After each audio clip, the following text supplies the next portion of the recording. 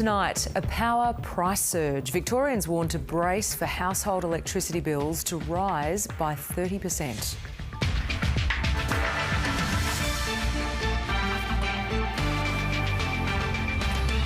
Also tonight, Paul Keating takes aim at the AUKUS submarine deal. Tensions escalate between Washington and Moscow after the downing of an American spy drone. And on the eve of the AFL season opener, more former footy stars line up to sue the league.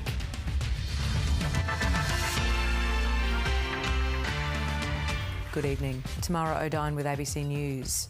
Power prices in Victoria are set to surge by about 30%, and customers will see the increase in a matter of months. Victoria's Essential Services Commission says prices will go up more here than on the rest of the East Coast because of a lag in wholesale price increases that have already affected other states. And the Australian Energy Regulator says the situation would have been even worse without government intervention to cap gas and coal prices last year. Paying more to keep his coffee machine running is the last thing this cafe owner needs. From July, his electricity bill will go up again. I'm having to work 7 days a week to try to keep wage costs down and everything to cover up the difference that paying more for power and everything. The Australian Energy Regulator is proposing to raise default electricity prices by almost 22% for households and 25% for small businesses in South Australia. Customers in southeast Queensland can expect hikes of almost 20%, while residents and firms in New South Wales will see bill increases between 14% and 22%. And in Victoria, the Essential Services Commission says customers should brace for 30 to 31% rises. We've had very high coal and gas prices, partly due by the war in Ukraine. We've also seen quite significant outages from coal-fired power stations. Energy analysts say these price increases will flow through to other states. It works a little bit like the Reserve Bank interest rate. When it moves, it tends to be adopted by all the retailers. Retailers are working on razor-thin margins at the moment. The regulator says the bill shock would be even worse if the federal government hadn't capped coal and gas prices last year. But those price controls expire in December. The federal government has a lot of work to do if it wants to keep its election promise to reduce power bills by $275 a year by 2025. We are continuing to work to lower power prices as much as possible. We're not about to give up on that ambition. Relief for businesses and households is set to be announced in the May budget. Rihanna Whitson, ABC News. Former Prime Minister Paul Keating has fired a fresh broadside at the AUKUS agreement, labelling it the worst deal in all history. The Labor elder asserted China does not intend to threaten Australia, and his harshest criticism directed at Anthony Albanese and some of his frontbenchers, including Foreign Minister Penny Wong. Already Mr Keating's comments have been dismissed by some as unhinged. The Prime Minister, meanwhile, is on his way back to Australia, having made a brief stopover in Fiji in an effort to reassure the region about the AUKUS Pact. Defence correspondent Andrew Green filed this report from Nandi.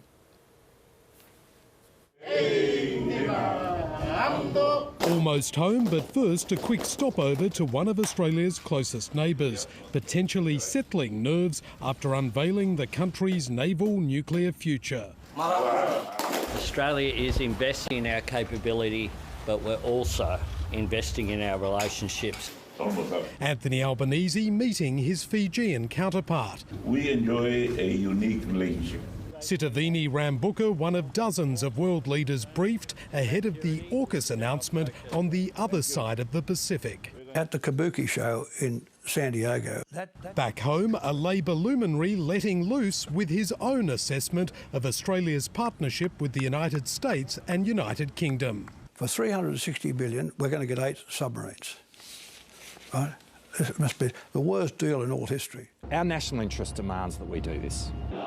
The Defence Minister pointing to the massive military build-up in the Indo-Pacific over recent years, particularly by Beijing. To not think about the nation's interests in the light of that is to be condemned by history. China does not threaten Australia. has not threatened Australia, does not intend to threaten Australia. It's not the benign world that he was living in the 90s. The world has changed considerably. I think it's incumbent upon Richard Marles and others to come out today to rebuke the unhinged comments of Mr Keating. The cost of preventing conflict, spending up to $368 billion on nuclear submarines, something for governments over the next 3 decades to deal with. The growing defence budget is one of the pressures on the federal budget. We need to fund AUKUS, but we don't need to cannibalise defence to do it. The United States has briefed Chinese officials in both Washington and Beijing, while in Australia DFAT is doing the same in Canberra. Australia's intent in acquiring this capability is to contribute to a stable, peaceful and prosperous region. Running around the Pacific Islands with a lei around your neck handing out money, which is what Penny does, is not foreign policy.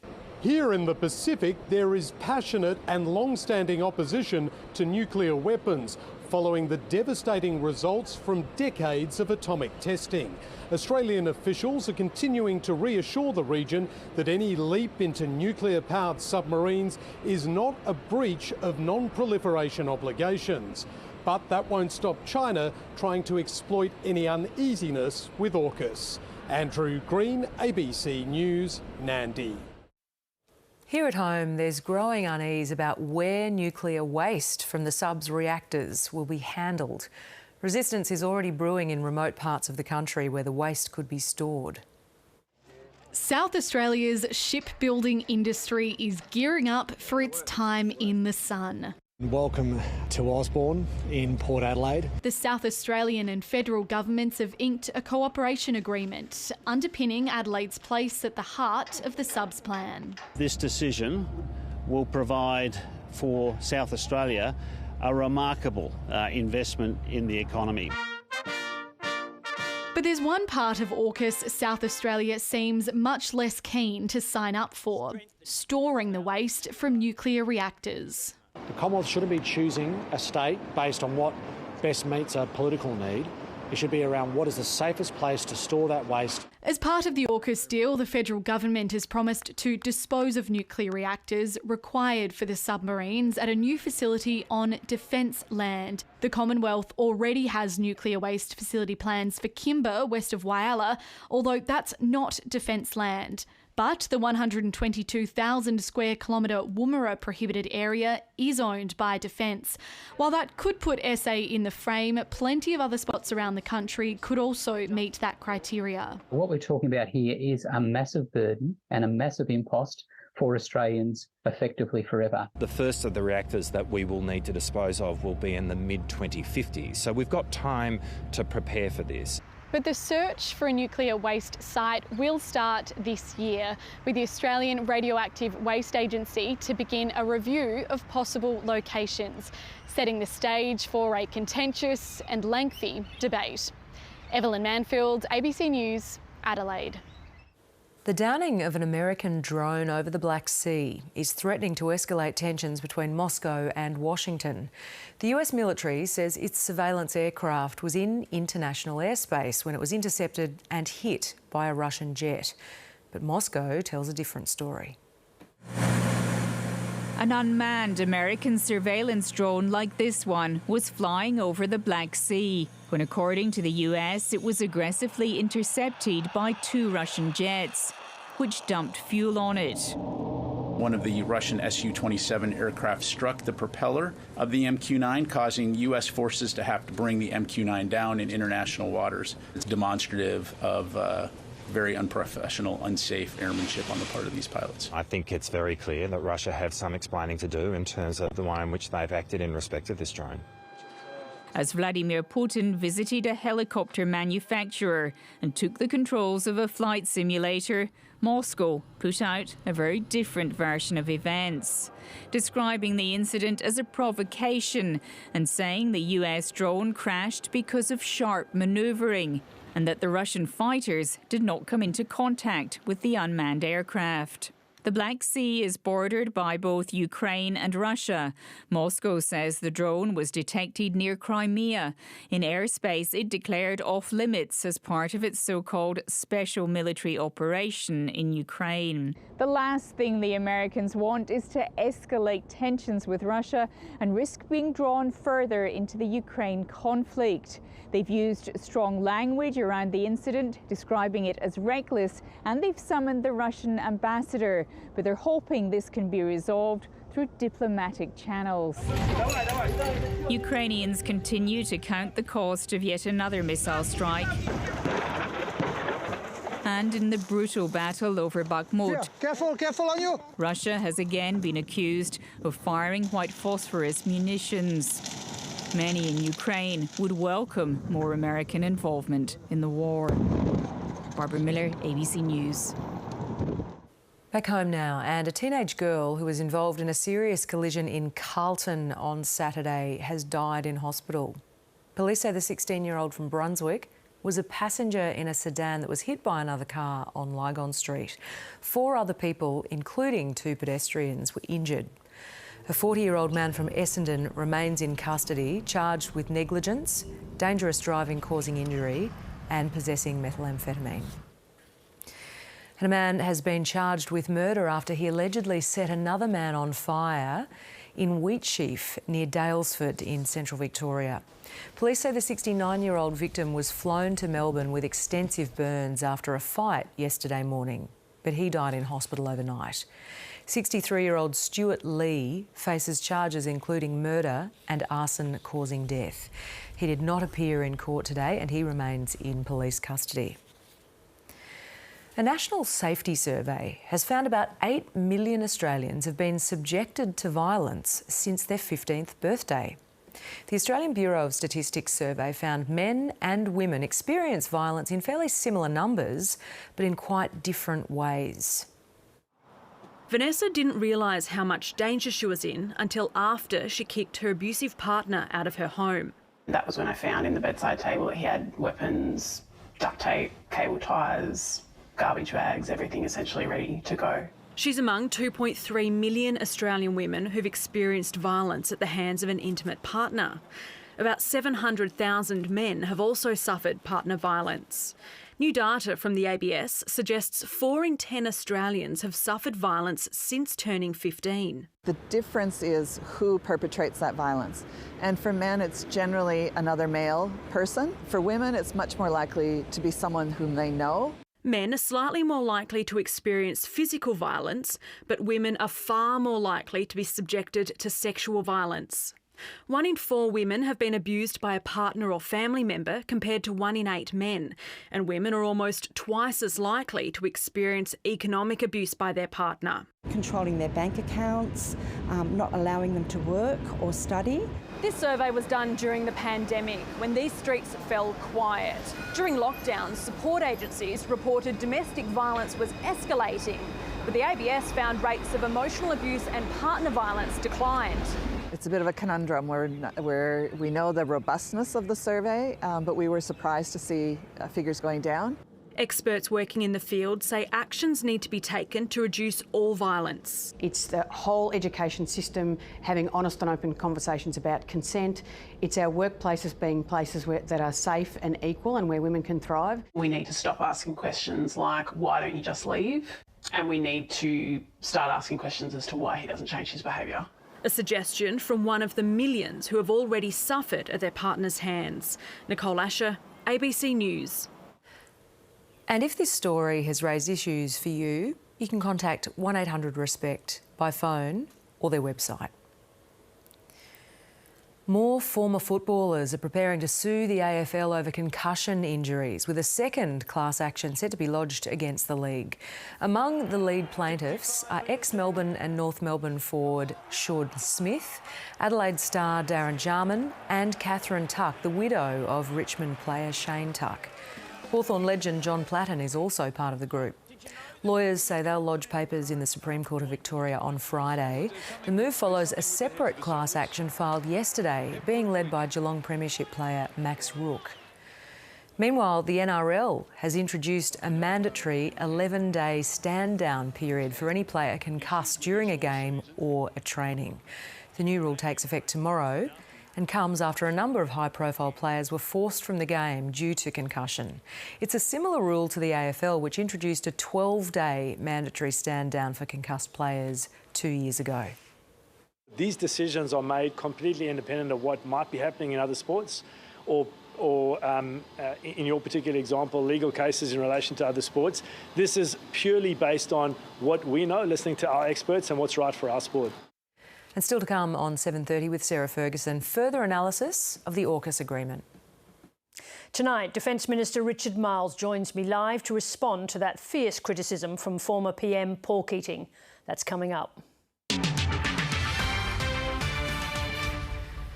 More than 200 people are now confirmed to have died after tropical storm Freddie ripped through southern Africa for a second time. It's feared the death toll will rise, with hundreds more missing across Malawi and Mozambique. Torrential rain has caused flooding and triggered landslides, sweeping away thousands of homes. Relief efforts are strained as the nations were already battling a cholera outbreak when Freddie struck. Clashes have broken out in Pakistan after police attempted to arrest the former Prime Minister Imran Khan for failing to appear in court. Officers fired tear gas as Khan's supporters hurled rocks and bricks outside his home in Lahore. Dozens of people were injured, and after 10 hours of clashes, police were no closer to arresting the former leader. Imran Khan is accused of illegally selling state gifts while in office and concealing assets. Advocates for survivors of child sex abuse have ramped up their campaign for the federal government to close a legal loophole that allows pedophiles to hide their wealth in superannuation, leaving nothing for their victims. Australian actor and abuse survivor Madeline West has now joined the fight, saying more must be done to deter people from harming children. Madeline West is best known for her work as an actor. But the mother of 6 is taking on a new role, protecting children from predators. West went public about her own childhood abuse earlier this year. If it means that even one person will feel compelled or safe to come forward, then my pain, what I've gone through, has been justified. The former Neighbours star is joining forces with Adelaide lawyer Andrew Carpenter, who has spent 3 years lobbying the federal government to strip pedophiles of their super. They want that money to go to survivors. I'm finding roadblock after roadblock. A lot of politicians don't want to touch the issue of superannuation. The federal government says it will introduce legislation to Parliament soon, but how far its proposed changes will go isn't clear. Advocates don't just want the changes to apply to convicted pedophiles, but those who are successfully sued in a civil court. I think that the point of the Super Survivors campaign is really to ensure that Australia is the most dangerous place on the planet to commit these sorts of crimes, because not only will you lose your liberty, you'll stand to lose everything you've worked hard for. If all of their savings and their superannuation is suddenly up for grabs, it might just deter them from committing these heinous acts in the first place. Peter Liddy was South Australia's longest-serving magistrate when he was jailed for at least 18 years for abusing boys at a surf lifesaving club. But he still has a substantial super fund waiting for him when he is released. His victims got $10,000 from the government. It's a slap in the face, and again, it's passing his crimes onto the taxpayer. People aren't aware of the loophole, so we're out and speaking very loudly and proudly about our desire to see it changed. A change they're hoping will come soon. Megan Dillon, ABC News, Adelaide.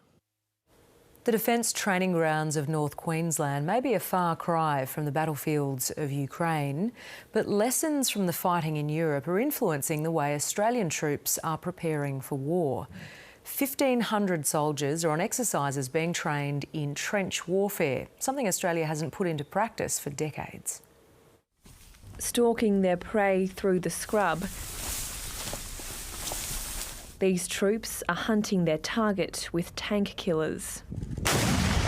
Watching the protracted, brutal conflict unfold in Ukraine is influencing training. We look at everything that's going on in the world and we always look to make sure that we're watching trends, but we're also seeing things that we always knew are important: armoured vehicles, massing combat power. The kind of tough and demanding training we're seeing in the 3rd Brigade at the moment is exactly what's needed after several years of soldiers carrying bags during the COVID period. They need to get back to their high readiness, their high-level warfighting tasks. That could include fighting in trenches. These have been built for soldiers to storm and defend. Training to fight in and against people in trenches isn't something we've done for a long time, but it's a logical response to the kind of weapon systems we'll face in the future. With Australia's defence community focused on big maritime spending under the AUKUS deal, these troops are training for ground fighting. And as the war in Ukraine shows, sooner or later, the war typically ends up on the ground. And that requires troops that can take and hold territory. While the technology and tactics keep changing, the battle to keep the edge over the enemy is constant. Rachel Merritt, ABC News, Townsville.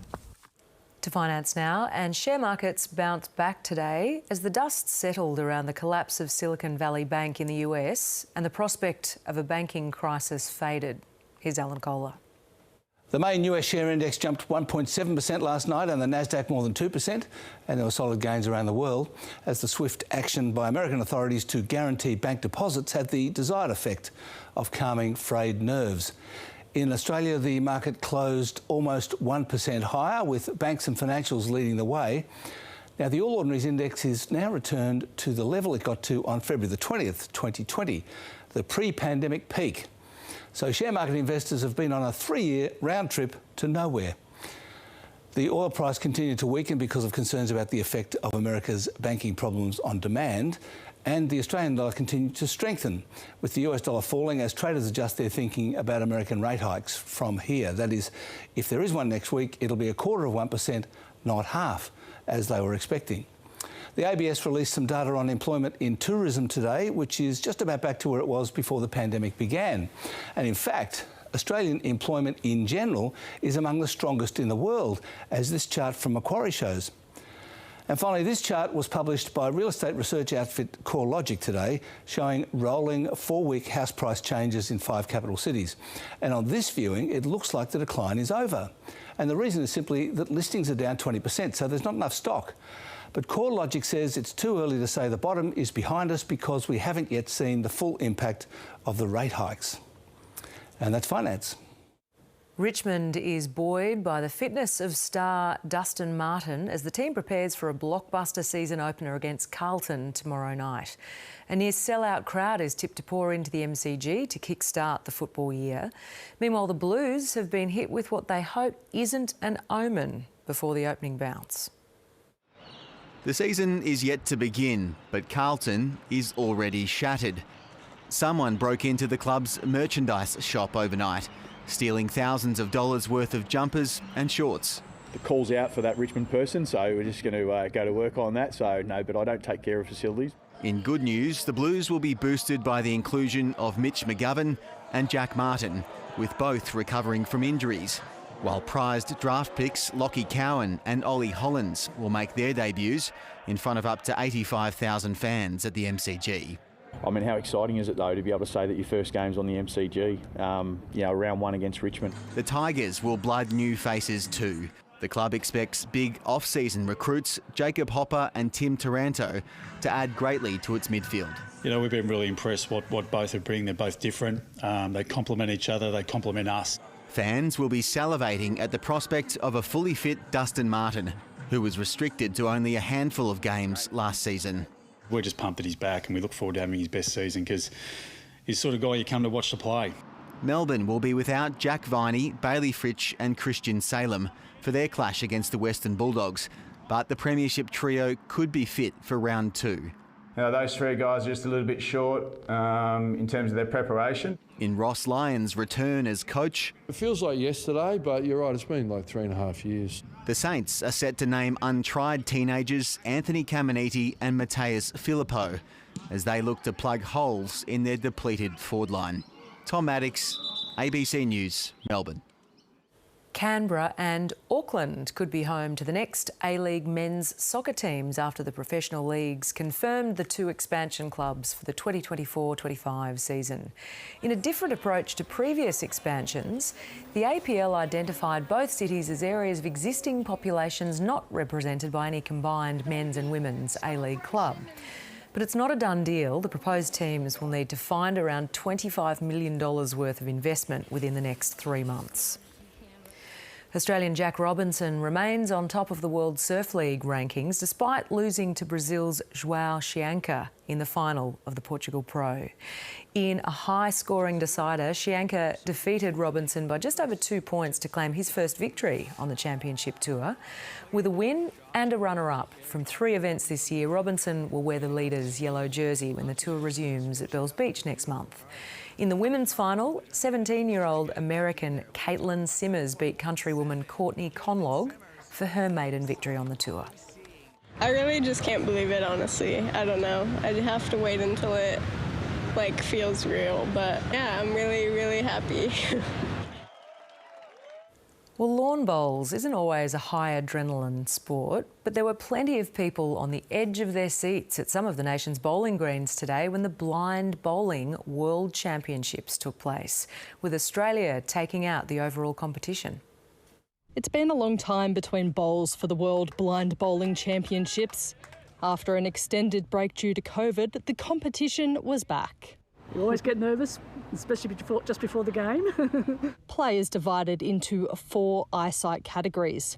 A director gives each player instructions about where to bowl and uses their foot as a close-range target.